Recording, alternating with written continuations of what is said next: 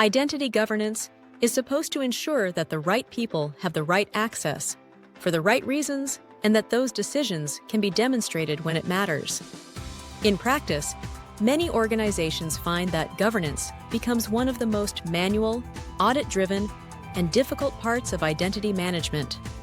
In this video, I want to walk through why identity governance often breaks down in practice and what modern, risk-focused governance actually looks like.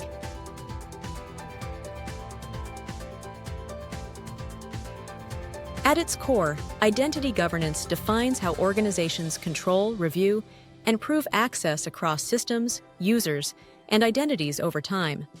It's meant to reduce access risk, support audits and compliance, and maintain control as roles, systems, and responsibilities change.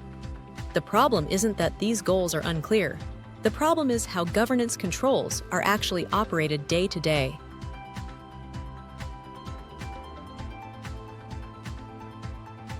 Most identity governance programs struggle not because policies are missing, but because controls are difficult to operate consistently. Access reviews don't complete on time. Manual certifications stretch on for weeks or months, leaving organizations explaining incomplete reviews during audits. Access lingers long after it should. Role changes, exceptions, and departures leave behind access that no one clearly owns or understands. Governance effort isn't proportional to risk. Low-risk access often receives the same scrutiny as privileged or financial access, overwhelming reviewers. And reviewers are asked to approve access they didn't request, don't use, and can't meaningfully evaluate. The result is governance that exists on paper, but fails in practice.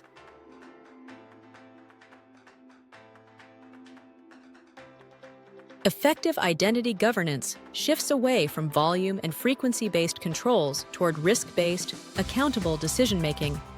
Modern governance focuses on what actually creates exposure, privileged and sensitive access, financial and ERP system roles, segregation of duties conflicts, orphaned, inactive, or excessive access.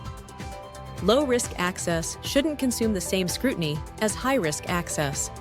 Governance needs to be proportional to risk, operationally sustainable, and continuously audit-ready, not reactive.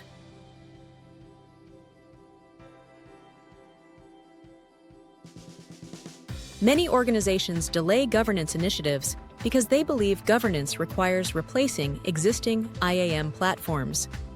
In practice, governance can be introduced as a control layer that works with existing directories, applications, and identity systems. Teams can start where risk is highest, integrate with current infrastructure, and expand governance coverage as maturity increases. This approach is common in complex regulated environments where disruption isn't an option.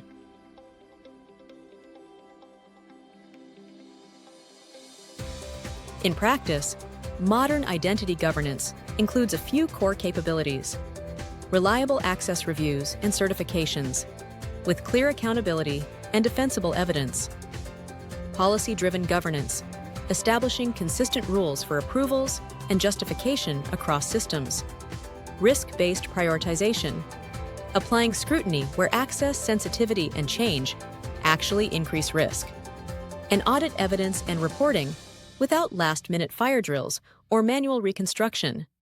Governance also needs to extend beyond workforce identity to non-human identities like service accounts and automated access, which often hold persistent privileges.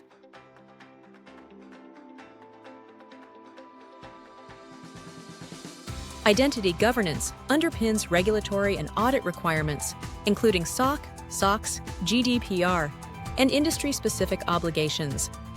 But compliance should be the outcome of good governance, not its sole objective. When governance is designed to reduce real access risk, audits become easier, not harder. If identity governance in your organization feels slow, manual, or overly audit-driven, we've put together a deeper written breakdown that walks through these challenges and what works in practice.